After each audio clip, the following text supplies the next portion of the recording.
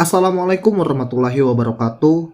Halo teman-teman pencinta kisah misteri. Jumpa lagi dengan saya Dika di Kisah Hororku.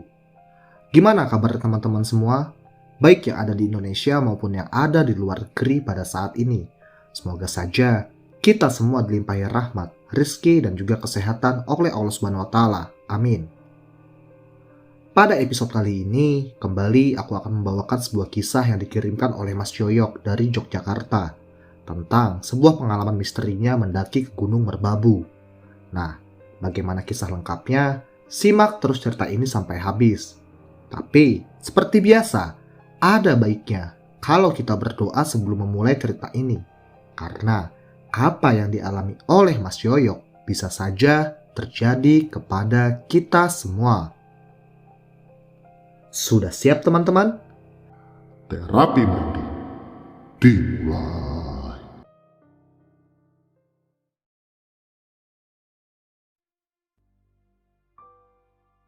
Halo teman-teman semuanya, kenalin aku Yoyok asal dari kota Yogyakarta. Pada kesempatan kali ini, izinkan aku membagikan pengalamanku waktu mendaki ke Merbabu. Ya, Merbabu, gunung yang indah sekali, serta memiliki kesan romantis bagi yang membawa pasangan ke sana. Tapi, apalah daya bagiku mendaki solo dan juga jomblo ini. Nasibku mungkin sama aja kayak kebanyakan teman-teman. Cuma bisa lihat orang yang asik bergandengan tangan dengan pasangannya kalau lagi daki. Buat yang bawa pacar ke gunung, tolonglah hargai perasaan kami para pendaki jomblo ini. Ya, karena kami juga manusia. Namun di balik keindahan Gunung Merbabu, ada sebuah pengalaman yang gak bisa aku lupakan pada saat aku mendaki ke sana. Ya, pengalaman yang begitu mistis pernah kudapatkan di gunung yang memiliki savana indah ini. Kejadian itu terjadi sebelum badai COVID-19 melanda dan juga menyerang Indonesia, di mana saat itu gunung bisa dibilang menjadi serbuan para anak-anak muda seusiaku. Apalagi saat itu banyak sekali open trip yang menawarkan jasa untuk membawa rombongan-rombongan pendaki menuju ke arah puncak Gunung Merbabu. Sore hari sebelum keberangkatanku ke Merbabu, aku sebenarnya mengajak temanku Tole untuk pergi ke sana. Namun pada saat itu ia menolak karena memang ia tak terlalu suka dengan gunung yang ramai katanya. "Le, muncak yuk." "Kemana?" "Ke Merbabu. Pasti lagi rame di sana. Banyak cewek." "Ah, malas aku. Kalau daki di weekend kayak gini terlalu rame. Aku suka yang sepi." "Lah, itu yang bagus. Kita bisa cari kenalan tuh di sana." "Ah, enggak ah. Kamu aja. Aku malas," jawab Soleh singkat kepadaku. Begitulah kira-kira percakapan kami pada saat itu. Memang aneh temanku ini. Daki pada saat ramai merupakan hal yang sangatlah anti buatnya. Mungkin dia lebih tertarik dengan kuntilanak daripada manusia, ujarku dalam hati. Singkat cerita, aku pun langsung pergi ke arah basecamp Selo yang ada di Boyolali. Dan sekitar jam 11 siang, aku pun sudah tiba di sana. Suasana yang ada di basecamp saat itu begitu ramai, baik itu warga sekitar maupun para pendaki yang datang.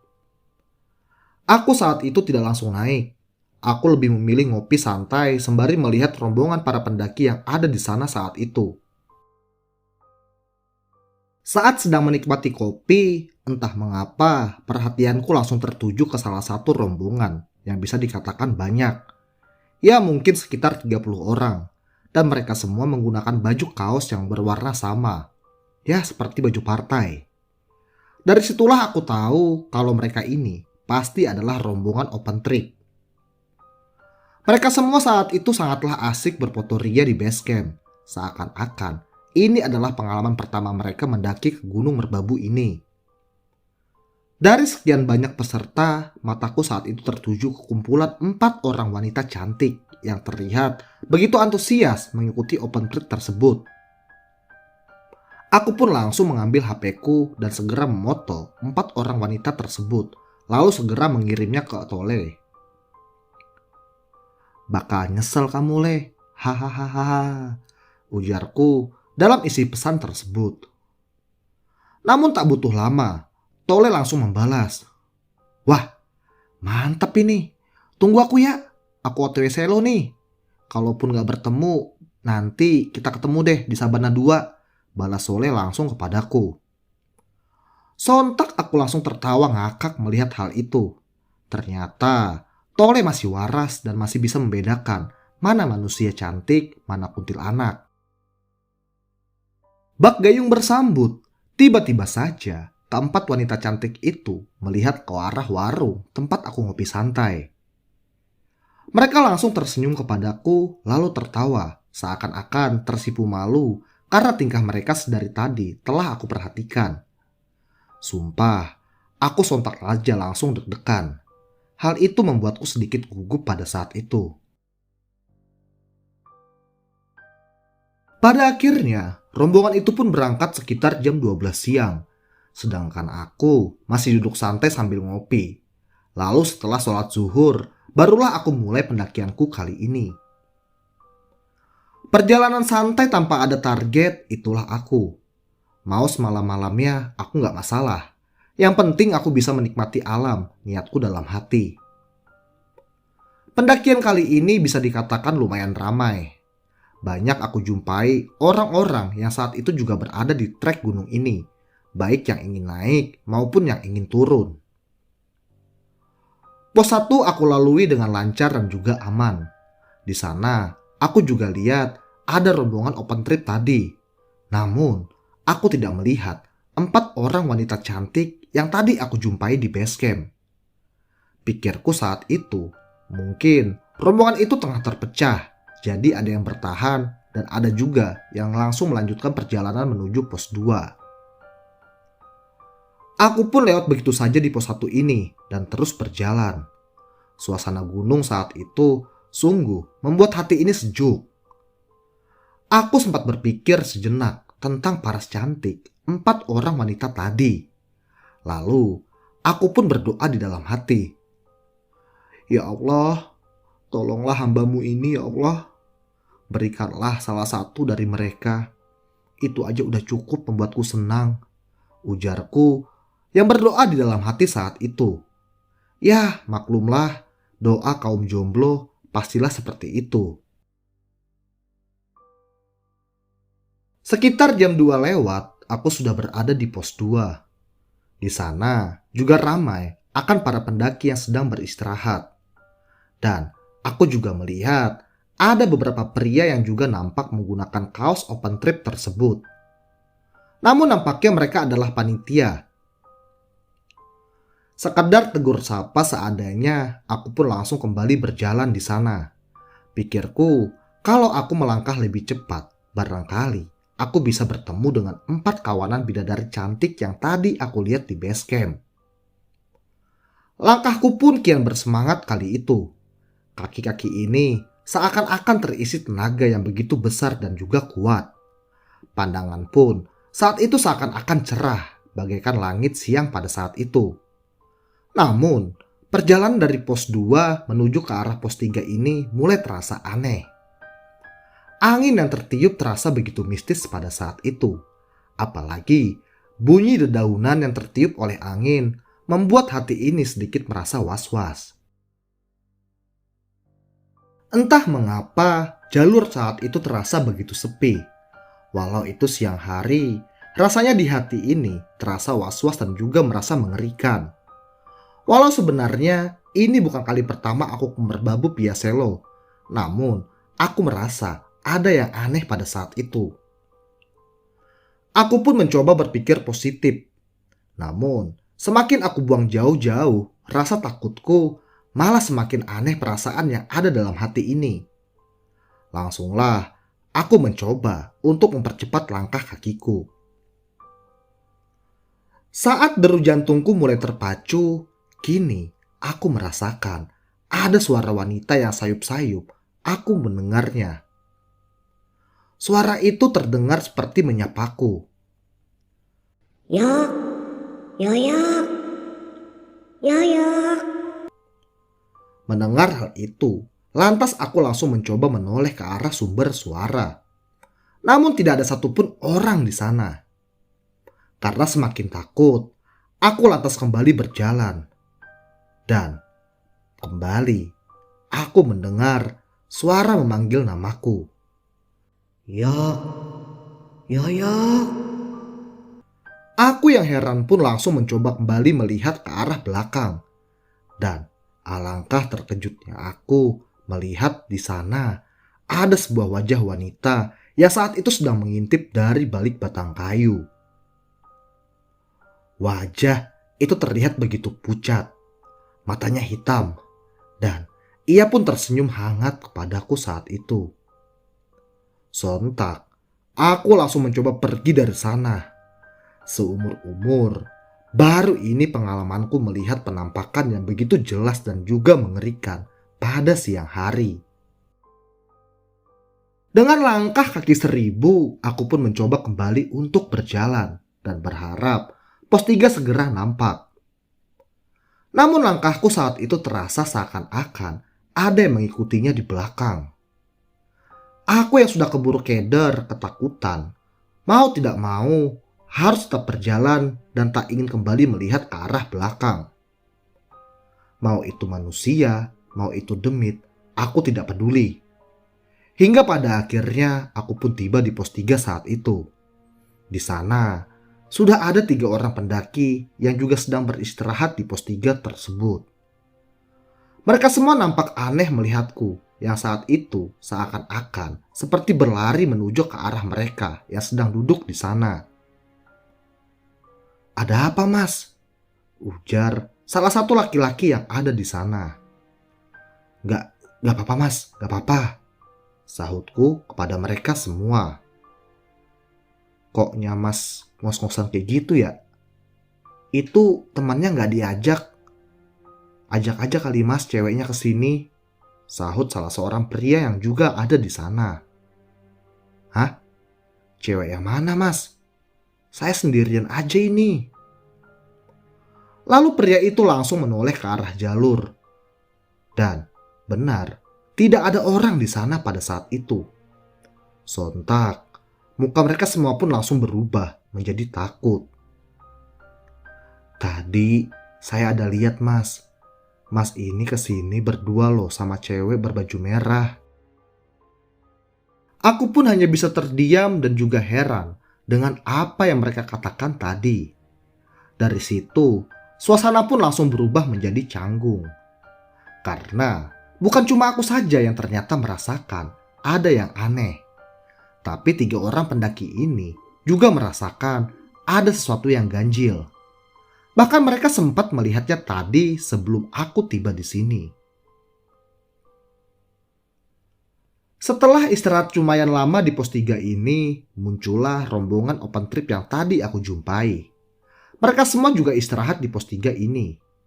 Suasana pos 3 yang awalnya sepi, kini mulai berubah menjadi ramai oleh para pendaki yang berhasil membuat suasana canggung berubah. Namun dari sekian banyak peserta open trip ini, aku tidak ada melihat 4 wanita cantik yang tadinya aku jumpai di base camp. Jujur aku heran dengan hal itu, kemanakah mereka? Namun, aku ragu untuk bertanya kepada ketua rombongan ini. Sekitar 15 menit berlalu, rombongan open trip ini kembali melanjutkan perjalanannya. Dan mereka berkata akan mendirikan tenda di Sabana 2 nanti malam.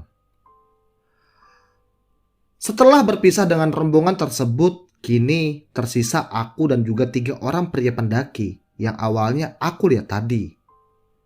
Namun, entah mengapa, sikap mereka saat itu langsung berubah dari awal aku berjumpa. Di mana saat itu, mereka begitu hangat kepadaku. Namun kini, malah terlihat diam dan menatap ke arah tanah dengan pandangan yang begitu kosong. Ada apa ya? Apa gara-gara aku belum kenalan, makanya mereka berubah sikap kayak gitu? Ujarku di dalam hati. Kini suasana canggung pun kembali tercipta di sana. Aku pun langsung mencoba membuka omongan pada saat itu. Mas, mas-masnya mau naik atau mau turun ini? Enggak, kami di sini aja. Oh, mau ngebes di sini ya? Iya, ujar salah seorang pria tersebut. Ya sudah mas, saya lanjut jalan kalau begitu. Permisi. Aku pun langsung kembali berjalan dan sekitar 15 meter meninggalkan pos 3 itu, aku mencoba menoleh ke belakang ke arah 3 pria tadi. Dan hal aneh kembali aku lihat, di mana 3 orang pria itu bergerak seakan-akan seperti robot atau lebih tepatnya seperti zombie dengan gerakan badan yang terlihat begitu patah-patah. Mereka semua menatap ke arahku dengan wajah yang pucat tanpa ada darah sedikit pun.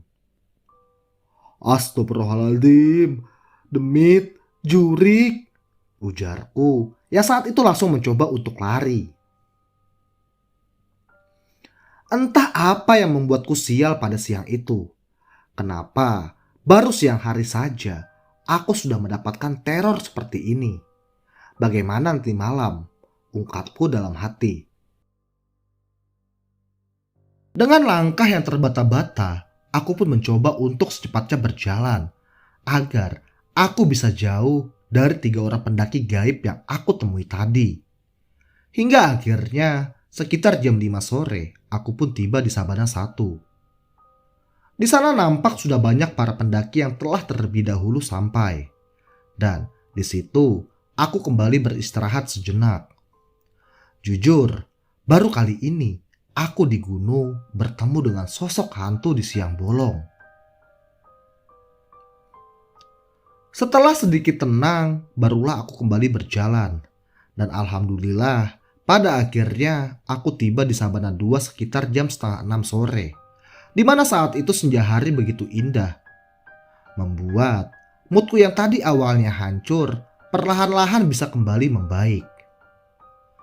Namun jujur, kejadian tadi tidak semata-mata membuatku merasa aman dan juga merasa takutku ini hilang. Aku lantas langsung mendekati rombongan open trip yang sudah lebih dahulu tiba di sana. Ya niatku, kalau seandainya ada apa-apa denganku malam nanti, mungkin aku bisa minta tolong. Segeralah aku mencoba mendekati tenda-tenda mereka. Dan ternyata di sana, aku kembali bertemu 4 pendaki wanita cantik yang tadi aku lihat di base camp. Kebetulan saat itu mereka mendirikan tenda di ujung para rombongan yang lain. Bahkan bisa dibilang memisah. Aku pun langsung saja mendirikan tendaku sekitar 10 meter di sebelah tenda mereka. Dan saat itu jelas sekali aku masih bisa melihat apa yang mereka lakukan di sana. Setelah tendaku jadi, aku pun langsung memasak saat itu. Aku berniat kalau nantinya Tole datang, ia bisa langsung makan dan juga beristirahat. Selagi memasak itu, aku tahu keempat wanita yang ada di dekat tendaku itu sedang memperhatikanku pada saat itu. Ada rasa senang saat itu muncul. Namun, ada juga rasa malu yang juga aku rasakan. Ya, tidak bisa dipungkiri. Aku yang jomblo ini pastilah salah tingkah apabila ada 4 orang wanita cantik memperhatikanku. Malam pun tiba saat itu. Suasana di Sabana 2 ini bisa dibilang lumayan ramai pada malam itu. Apalagi bintang terlihat begitu indah menghiasi langit. Sesekali aku mencoba melihat ke arah tenda para pendaki yang lain.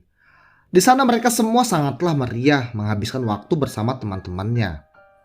Aku juga mencoba memperhatikan tenda 4 wanita tadi. Mereka semua masih saja duduk di depan tenda dan juga masih menatap ke arahku. Akan tetapi cuaca tiba-tiba saja berubah seketika. Langit yang tadinya cerah seakan-akan berubah menjadi hitam pekat yang menandakan akan terjadi badai pada malam itu. Segeralah para pendaki yang lain berhamburan masuk ke dalam tenda mereka masing-masing. Begitu juga dengan aku saat itu. Akan tetapi, 4 orang wanita itu malah tetap bertahan duduk di depan tenda mereka. Padahal angin sedang kencang-kencangnya mulai datang pada malam itu. Saat keadaan angin mulai bertambah kuat, tiba-tiba aku mendengar suara Tole dari luar tenda. Yok, Yok, kamu di dalam gak? Tole, ayo masuk leh, mau badai ini. Ternyata benar, Tole saat itu telah datang. Memang luar biasa temanku kali ini. Di tengah badai angin seperti ini, ia berhasil sampai ke Sabana 2. Namun wajahnya saat itu sangatlah pucat sekali. Ya mungkin karena keadaan dia kedinginan melewati badai ini. Aku sempat menawarkan makanan kepadanya. Namun Tole menolak dan berujar ia sudah makan tadi. Kami pun lantas langsung ngobrol pada saat itu. Dan sekitar 20 menit berlalu, keadaan di luar nampaknya sudah mulai membaik. Dan badai angin pun nampaknya telah berlalu. Wah, gak kusangka kamu leleh bisa sampai ke sini. Kukira kamu gak doyan tuh lihat cewek cantik. Cewek cantik apaan? Itu loh, yang fotonya tadi aku kirim di WA waktu aku masih di base camp. Tole pun langsung terdiam pada saat itu. Cantik? Cantik apanya maksudmu? Itu bukan cewek, itu kuntilanak. Wah, gak kayak gitu juga le bercandanya. Gak baik tahu ngomong kuntilanak di gunung. Mereka itu manusia biasa yang ikut open trip. Tak berselang lama setelah aku berbicara seperti itu, kembali aku mendengar suara obrolan dari tenda wanita yang tidak jauh dari tendaku. Namun, hanya suara mereka saja yang terdengar pada malam itu. Nah, itu suaranya lagi ngobrol, ujarku yang mencoba kembali menegaskan kepada Tole. Kamu masih gak percaya? Coba deh, kamu lihat langsung keluar. Jujur, ada rasa takut dan juga tak percaya. Namun karena rasa penasaranku yang begitu kuat, aku pun mencoba langsung mengintip lewat celah pintu masuk tendaku. Dan saat aku melihat ke arah mereka semua, ternyata benar apa yang Tole katakan tadi. Wanita-wanita itu telah berubah menjadi kuntil anak merah. Mereka semua sedang berduduk di atas atap tenda mereka. Sontak, aku langsung menjadi kaget dan juga ketakutan karena melihat hal itu. Namun aku bingung. Perasaanku, tadi mereka ada 4 orang. Tapi kini hanya menyisakan 3 orang saja. Kemanakah 1 orang wanita kuntil anak merah itu? Gumamku di dalam hati pada saat itu. Namun tak perlu lama untukku mendapatkan jawabannya. Karena saat itu aku langsung mendengar sebuah suara. Mas cari aku ya? Aku ada di sini. Mendengar hal itu aku langsung kaget. Ternyata sosok kuntil anak merah yang satunya lagi sudah berdiri tepat di sebelah pintu masuk tendaku. Aku yang kaget pun langsung saja melompat ke arah Tole. Tanpa pikir panjang, aku langsung memeluk tubuh Tole. Dan saat itu, tubuh Tole terasa begitu dingin. Napa kamu, Yok? Napa? Kuku kuntilanak. Bener yang kamu bilang tadi, Le. Namun saat itu, langsunglah terdengar suara tawa dari luar tenda. Ya, suara tawa kuntilanak.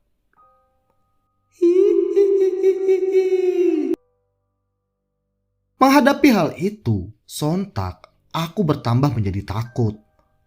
Tawa dari kuntilanak itu sungguh membuat nyali ini menjadi ciut. Apalagi suasana saat itu sedang hening-heningnya dan hanya ada suara dari kuntilanak itu saja. Aku yang ketakutan pun segera masuk ke dalam SB ku saat itu juga. Tanpa ragu, aku langsung menutup wajahku seketika saat itu. Namun, aku heran Mengapa Tole biasa-biasa saja saat itu? Ia nampak begitu santai dengan keadaan yang begitu genting. Aku pun mencoba untuk memanggil Tole yang pada saat itu hanya diam. Tole, Tole. Tapi tidak ada tanggapan sedikit pun darinya. Aku langsung saja heran. Mengapa Tole kini malah tidak menyahut panggilanku? Merasa heran dengan hal itu, aku pun mencoba untuk mengumpulkan kembali sedikit demi sedikit keberanianku agar aku bisa melihat keadaan Tole. Saat aku mencoba bangkit, ternyata pintu tendaku sudah terbuka dan Tole sudah tidak ada di dalam tendaku. Aku pun langsung heran, kemanakah perginya Tole pada malam itu. Jujur, aku ingin mencarinya keluar. Namun, rasa takut yang sangatlah kuat kini aku rasakan. Sontak, aku hanya bisa mencoba untuk memanggil namanya saja. Tole, Tole. Namun jawaban tidak kunjung datang pada malam itu. Khawatir dan juga takut langsung saja bercampur aduk di dalam hatiku. Karena takut terjadi apa-apa dengan Tole, aku pun segera mencoba untuk keluar tendaku. Dan waktu aku baru keluar tenda, aku langsung melihat kalau Tole saat itu sudah ada di tenda para gadis kuntilanak tadi. Ia bergerak-gerak layaknya zombie dengan gerakan yang begitu patah-patah. Aku yang melihatnya pun sontak ketakutan. Segeralah aku langsung kembali masuk ke dalam tendaku lagi dan langsung bersembunyi di dalam SB-ku. Semua doa yang aku bisa langsung aku baca saat itu karena jujur ini pengalaman yang sangatlah aneh aku rasakan. Entah berapa lama keadaan itu terjadi pada malam itu. Namun lambat laun mata ini seakan-akan tertutup dan aku langsung tidak sadarkan diri lagi. Aku baru terbangun sekitar jam 10 siang. Saat itu, aku sudah mendengar adanya keramaian di dekat tendaku. Aku pun langsung membuka tenda dan ternyata sudah banyak hilir mudik para pendaki. Aku langsung saja sedikit merenung di siang itu dan mencoba mengingat kembali kejadian semalam yang aku baru lalui. Apakah memang Tole yang semalam aku lihat atau bukan? Pikiranku pun sontak campur aduk saat itu. Dan entah mengapa, rasa ingin pergi ke puncak sudah hilang. Aku pun lantas langsung bersiap-siap untuk turun pada siang itu juga. Setelah semua telah beres, aku pun mencoba melihat kembali ke arah tenda kuntilanak semalam. Di sana, sudah tidak ada lagi tenda mereka berdiri. Tidak mau mengingat kejadian itu, aku pun langsung bergegas berjalan turun. Karena memang aku tidak mau kalau aku harus kemalaman lagi di gunung ini. Pos demi pos aku lalui, dan sampainya di pos 1, aku pun kembali berjumpa dengan para rombongan open trip semalam. Dan ternyata mereka sedang istirahat di sana. Namun aku tidak lantas untuk kembali beristirahat. Aku lebih memilih untuk kembali berjalan, karena memang base camp sudah dekat. Sesampainya aku di base camp, aku berjumpa kembali dengan Tole. Ternyata ia malah ada di sana saat itu. Lah, kamu di sini ya, Le? Kenapa nggak naik semalam? Badai kayak gitu gimana bisa naik akunya? Mending aku ngangetin badan di pos. Mendapatkan jawaban Tole itu, aku lantas yakin kalau yang semalam datang ke tendaku bukan Tole. Dan hal itu sontak membuat aku terdiam dan juga merasa sedikit merinding. Lalu Tole bertanya kepadaku, "Mana tuh ceweknya?" "Cewek apaan, Le? Itu bukan cewek, itu mah kuntilanak," sahutku ya sedikit kesal dengan keadaan semalam. Ya maklumlah, niat mau senang-senang malah mendapatkan teror hantu. Tak berselang lama, para rombongan open trip itu pun tiba juga di base camp. Di sana, nampaknya Tole mengenali salah seorang pimpinan rombongan tersebut. Mereka berdua langsung saja tegur sapa dan juga langsung ikut ngobrol dengan kami. Tiba-tiba saja di tengah obrolan itu si ketua rombongan itu pun berkata kepadaku, "Mas, Mas ingat nggak waktu di pos 3 kemarin? Kenapa kami buru-buru pergi dari pos itu? Iya mas, inget kok. Emangnya kalian juga lihat ya 3 pendaki misterius itu? Iya mas, mereka kayaknya bukan manusia, tapi makhluk gaib. Sontak aku kembali teringat kejadian semalam di pos 3. Langsunglah, bulu kuduku ini langsung merinding hebat.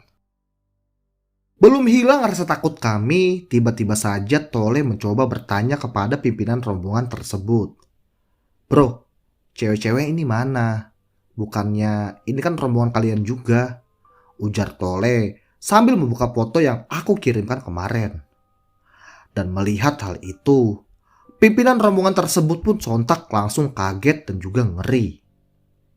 Kamu dapat dari mana foto ini, Le? Tanyanya kepada Tole.